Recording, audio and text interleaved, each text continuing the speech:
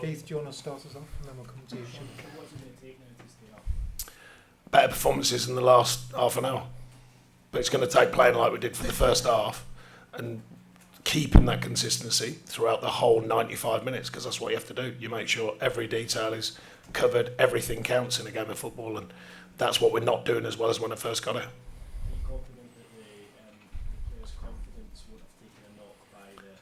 No, I'm not confident of that at all. The confidence is built, but it's built from somewhere. It's built from performances. You can't guarantee. You can't just go, oh, they're going to be confident. It's built. So it's built on the training ground. It's built from performances. It's built in each other, and it's a constant process. That's how teams turn things around. Well, it happened very quickly when we got here, and then a few injuries and suspensions and that kind of altered it a little bit. So we've got to refine it very quickly. But like I say, it's part of football. It's part of life. When freedom comes from a change, they bring a new manager in, which was me, and we play Arsenal, we win, and everyone thinks it's all solved. And if you remember, I didn't. I said, no, it's one step. So it's a good step, but it's one step. That's all I said. Because I know it's not all solved. There's problems here that are deeper than that with this team, and it's going to take time. But we've been trying to fast track it, and we've made some strides. But now we've got 5 big games to make sure that we get the job done. Shemaine? Every game's a must win. I must have heard that 18 times since I've been here. Well, I haven't been here 18 games, but I must have heard it's a must win. That's one win in 10 now. With 5 remaining, do you change anything with your approach and methods? Well, there's only so much we can change. Everyone knows the squad here, so there are certain things we can change. There's certain things we can't. We're working with a group. Like I said, if you add in Seamus to that group, I think that's the same team as played Arsenal, and I don't think many people want that many changes after the Arsenal win. So, there is a format here that can work. It's proved to work. We need sharpness to that performance with obviously Dom. I took Ganner off and I took Dom off to protect him tonight. That comes more for Dom, of course, that real sharpness, but I thought he was alive again tonight. So, that'll add and enhance. Don't be surprised. It's a funny thing about football. When you get someone to score goals, you defend better.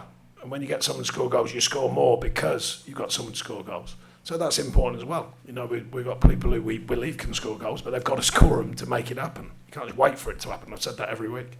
You mentioned Arsenal a few times today, that victory in the first game. How far were you from that performance? Well, until the second goal, not far, because that was a very good performance. But after the second goal, that's the big challenge for me, is where did the mentality go? How quickly does that change? Who re-grips it? Who on our team goes, right, okay, let's re-grip what we were doing here? Because you're not a million miles. I always believe that there's got to be a future in your performances. And if we were to lose tonight but played like we did in the first half and we lost, there's a future in that, because that another day that isn't going to happen with that style of performance and that level of performance.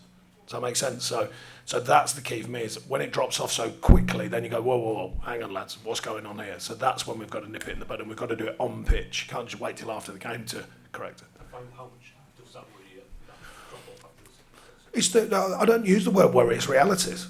Like I just said to answer that, I've seen it right in front of my eyes, and I saw it against Fulham. So it's a reality. There's no point worrying. Worrying isn't going to solve anything. Work solves things. Work on the training pitch, work with the players, consistency, work consistency, their consistency. That's what solves things. That's what takes away any problems. But I said, it doesn't worry me about it in that sense, because worry is something that comes and goes. It's about the work that we do. Mike? Sean, what are the managerial tools that you and your coaching staff can use in this short space of time between now and Leicester to try and get the best out of them that you've seen enough of, but not consistently? Well, we'll find out. Reminding them of the work they have done, because it can't be all about the work they haven't done. Remind them of the work they have done, remind them of why they've done it, remind them what they've brought to the table, imagine the key moments they've found. Bring into them what they've actually already changed, because there has been a change since we got here. I think it was 5 points out of the previous 10 games, so there's obviously been a change. It's how far we can take that change, and now we've got 5 big games to continue the change and get back on it, because we've just softened a little bit. So, the margins in football are very, very tight. If Dom scores, you never know tonight. It might change everything. That's how tight margins in football can be. The whole mindset of a performance. It's not just the scoreline, it's the mindset of a performance. And if Dom's goal counts, it changes the feel. Is that some of that softening from the players individually and then collectively with the team?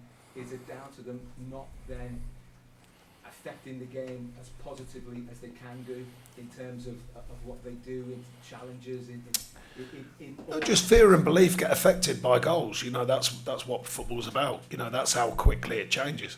And teams that are rolling, they don't get as affected for obvious reasons because their confidence is high. You know, confidence comes from playing, it comes from training, it comes from delivery. So when your confidence is high, you believe in everything you're doing, and then when confidence changes, which has done, then it's like, oh, wonder what we can do to make it change. And you wait for things to happen rather than making it happen. You know, they're inside tonight. I've seen them a couple of years ago, or a year and a half ago, nowhere near that. They've signed some very good players, to be fair, but also they've built a mentality over time. We've been trying to do that since we got it, good signs of it in some situations. Now we've got to remind ourselves of how we did it and remind them how we did it and then take on the next one. Because that one has to get parked quickly, that's for sure. Not in the sense of just dismissing it, no way, but in the point of it has to get parked because the next one's the most important. I know you mentioned that Seamus Coleman may be back for Leicester. Do you think at times, particularly when the team softens up, do they miss the leadership that Seamus Coleman provides? He's a very important player. There are others here, but I think with his history, with his understanding of the club and the team, and he's performed very, very well since I've been here, and he has been a loss to us, so we do look forward to him being back. Simon?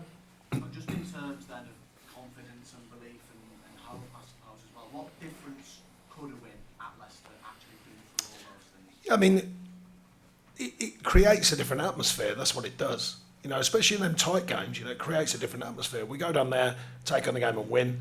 It creates a different atmosphere. The belief floods back in very quickly. It's a strange thing about, you know, I played all my life, and it's a strange thing about it, how quickly it can turn around. But the key point is you making it happen, and I can't emphasise that enough. I've been saying to the players constantly, you make things happen in football. Now and again you get a lucky one, but even that doesn't really build belief. The ones that build belief are when you take it on, then deliver, and then get a result. They're the ones that really build belief. Carl? Sure. Monday's game, obviously, because the circumstances in two quarters will be built up as a big occasion. Of course. The players, do you build up as is this occasion, or do you play it down? How do you approach it? Well, I've been trying to build a consistent level, so therefore, whatever game it is, you know, my mindset is always to take it on. That's been the thing that I learned as a player. Regardless, big games, small games, your standards are the key. Your standards and consistent standards. We've been trying to achieve that. It is fair to say that the thing that gets in the way of that is quite obviously the feel of what's going on. So therefore, you know, the tightness, if you're not doing as well, and the openness and the freedom, if you are doing well, you know, these are the things that are affected. So the next one will be a case of saying, right, lads, a lot of the basic principles of what we're doing are correct, but the details are massively important, and every detail counts. Every hard yard has to be done. Every time you go in the box, you've got to believe you're going to score a goal. They're the things that add in the details to getting a win. The stakes seem so much higher for Monday than maybe they did. The stakes have been high ever since I got. The stakes should be high, by the way. A club like Everton, the stakes should be high. That's what the players need to remember. They should be high at this football club. Thanks, Carl. Well? Sean, a lot of fans are wondering why Yerry hasn't been given a chance, given that you conceded 10 goals in the past 2 home games. So explain to them why maybe Mina has been left on the bench and come to the thinking. I actually think the front of the team hasn't been as good over the last few games, and I thought it was a bit better today. And that always helps the back four to defend. If you've got a front to your team working well and you're attacking well, that helps your back four defend. I thought, I've got to be honest, until the second goal, and it wasn't really much to do with him, I thought Michael Keane was excellent tonight. I thought Taki stuck at it, as he does. And then, you know, the back four unit lost its way. It's not just about individuals. I think Yerry Mina's a very good player. He hasn't played a lot, which is another part of my thinking. You've got to be fit and you've got to be active. But he's a very good player, and we've got other good players here, but it's trying to find the right combination. That's all it is. There's injuries maybe coming to the factor as well. It's been to go down against the Athletic. Yeah, well, yeah, I'm aware that he has had problems before I was here, and he hasn't played a lot of football this season. Greg? How much of a challenge has it been for you not having experience covering the full-back berth? People made a lot of noise about rightly about the fact that strike won't be lost in January. But when you've had Seamus out, or one maybe wants to change your left back, it's not been like for like. I don't think it's under-documented that there's an imbalance in the squad here. I don't think that's ever been under-documented. I can't think of a better word, so that's not a good word, but you know, I think that there is an imbalance of the squad here. I think everyone knows that, you know, and that's a transitional period from all the money that was spent to bringing more money back in. That transition of events has led to an imbalanced squad. I think everyone knows that. and that will be corrected going forwards. But you can't correct it like that.